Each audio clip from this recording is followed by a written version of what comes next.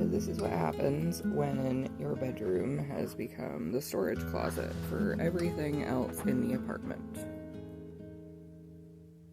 Yes, my voice sounds like shit because I all of a sudden am sniffling and feel horrible, so I don't know if it's allergies or what, but yeah, this is what we're starting with when I get home from work today. And I don't know if I'll have any clips in between, but you'll definitely see when it's done. Alright, here's 2 hours of progress. Old bed is completely dismantled, floor is vacuumed. Gonna wet vac before we start assembling the new bed.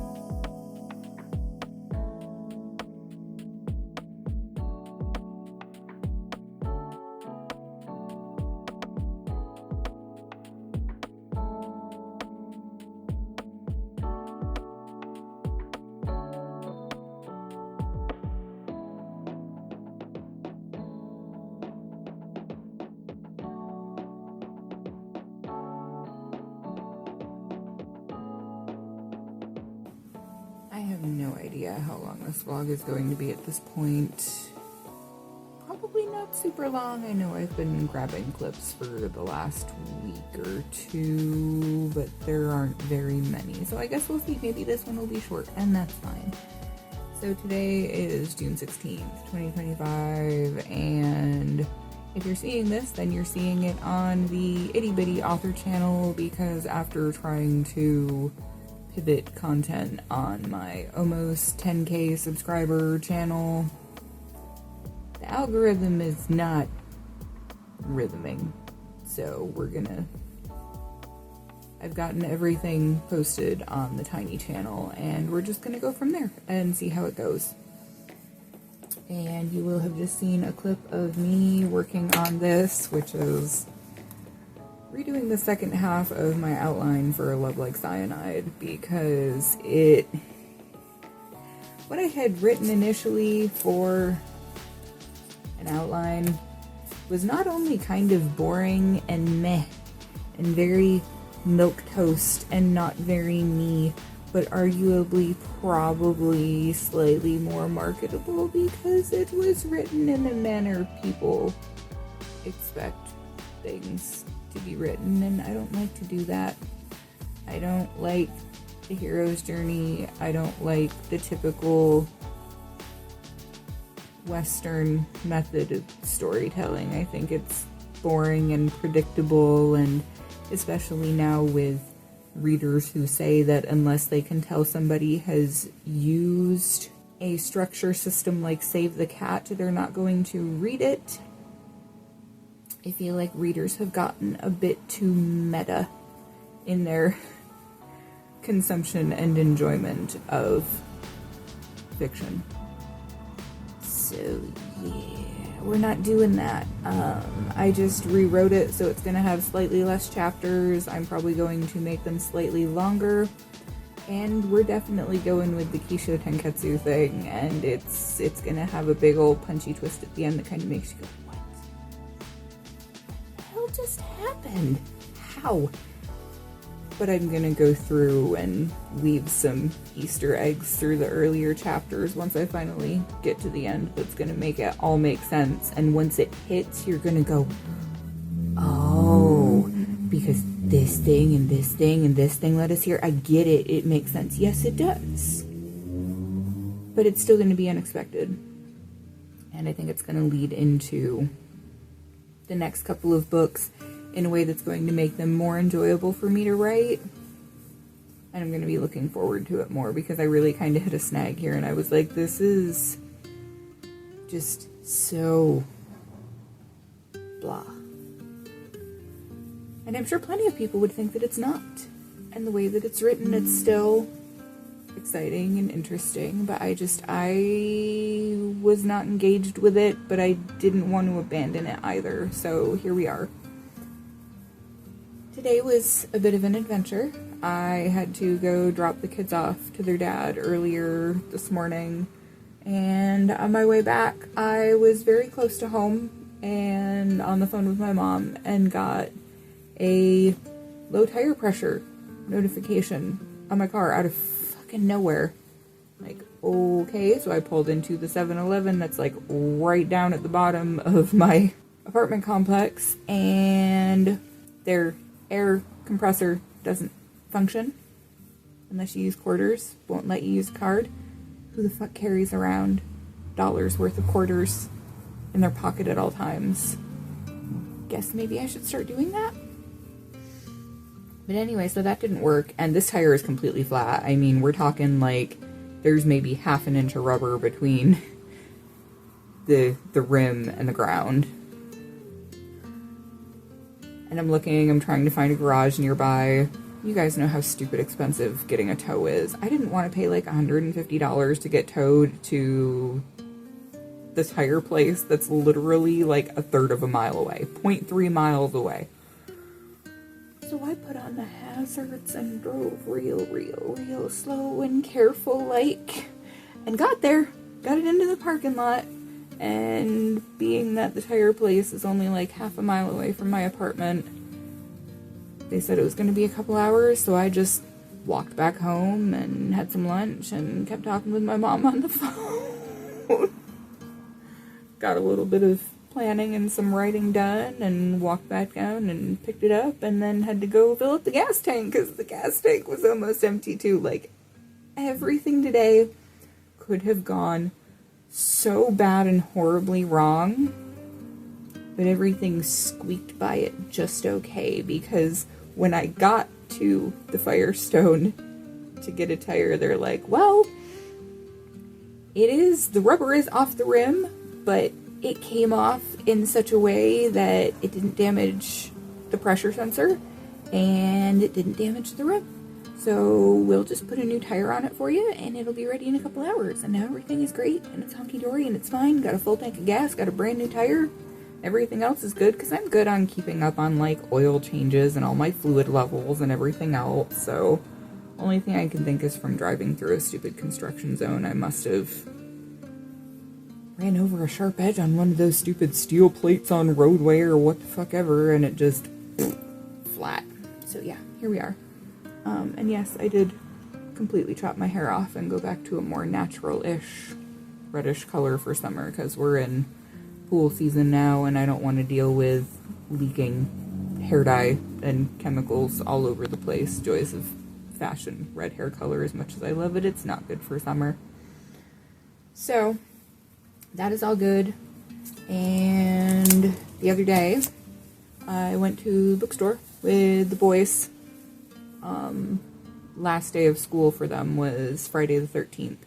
And our tradition on the last day of school is we always go to the Cold Stone Creamery and get ice cream, which is crazy, super, stupid expensive. That's why we only do it once a year.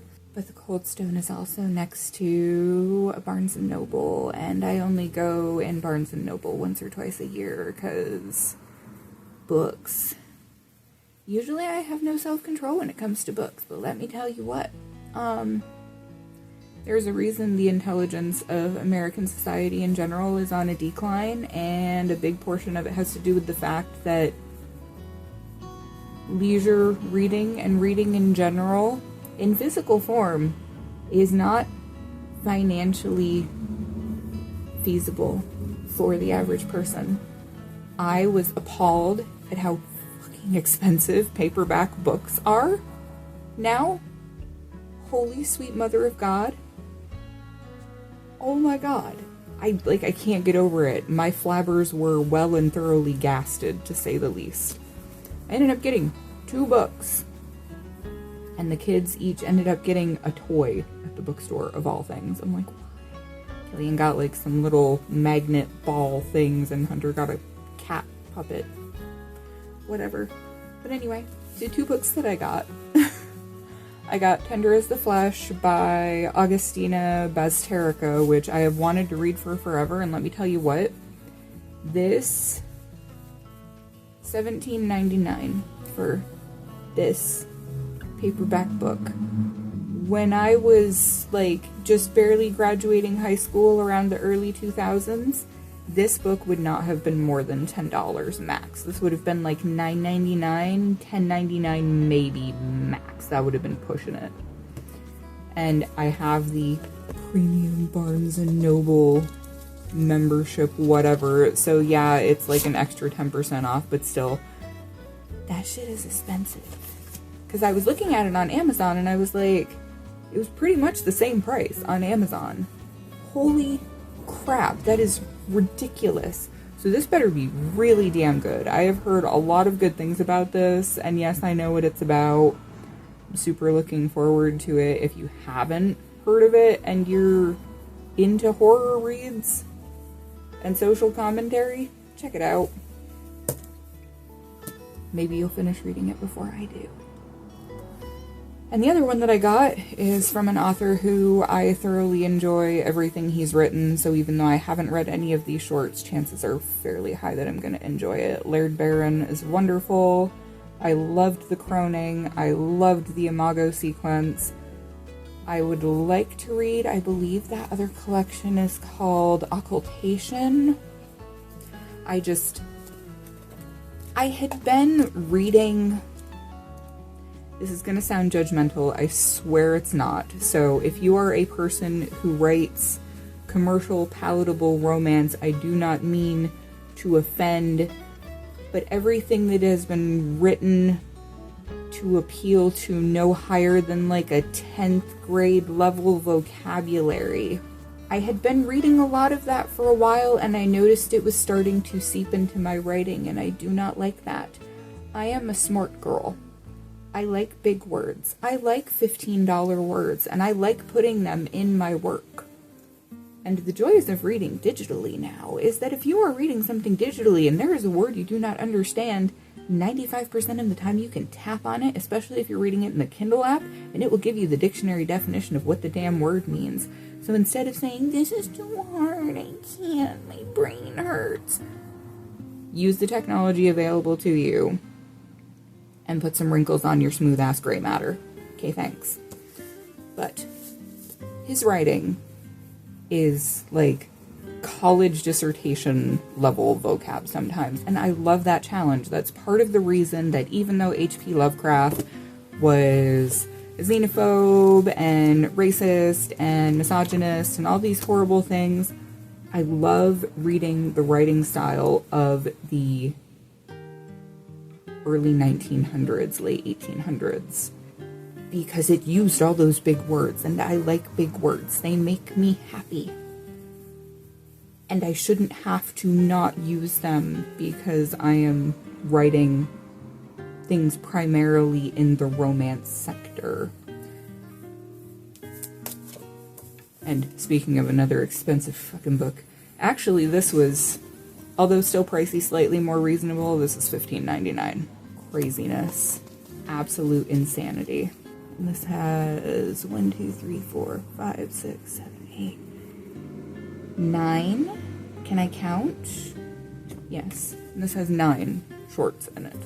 Because after walking through the greatly reduced in size Barnes & Noble that is local to us, I was appalled at the way that it made it seem like it was bigger and more spacious, but the actual quantity of books on the shelves is very, very minimal. It makes me sad. So I was like, okay, I just need to find the horror section, because if I try looking anywhere else, like the regular fantasy section is full of nothing but romantasy. The regular sci-fi section, 90% of the crap that's on the shelves is only like alien style romances, and I'm like, okay, I enjoy those as fluff reads, don't get me wrong, and if those are the things that you primarily enjoy to read, that's great. But I want a little more of a challenge, and apparently I can't get it at local bookstores, and that makes me a sad panda. Very sad. So, I wasn't expecting to ramble for this long about books and such, but I am writing, and I am making progress. I have been writing more. As for my 185-day thing, I have lost and sustained the loss of 7 pounds. It has fluctuated down to 10 pounds, but we're rocking around 7-ish right now. And it's been almost a month, so doing pretty good in that regard. I also know that the weight is going to bounce back up a little bit soon because I'll be getting struck with the joys of menstruation, which always makes me bloat anywhere between 5 and 8 pounds on average. So I have to make sure I don't weigh myself during that week and get discouraged, because that's garbo and nobody likes that. But yeah, writing. I've just finished replotting the rest of my outline for Love Like Cyanide, so I'm going to be working on that. There's a few live streams people are doing later today. I might do a stream Wednesday afternoon, do something live just to kind of test it out and see how things go, because I haven't really gone live much lately, like at all. But it might be something I start doing more frequently now that my work schedule is becoming more stable, I guess is a good way to put it. So on that note, I am gonna love you and leave you and get back to work, because today is my day off before going back into the insanity tomorrow. And it is almost 7 p.m. So yeah, if I can get another chapter or 2 done tonight, now that I finally know where the heck I'm going with it, because I kind of stalled not knowing what was happening plot-wise, then we'll be in good shape to keep going. Because I would really like to get this draft done by like the end of July. That way I can take most of August to get it all edited and revised and all the good things, so it'll be ready to rock and roll for Q3. So, take care of yourselves and each other, And remember that we are all just works in progress. And I will catch all of you Darklings in the next one. Bye, guys.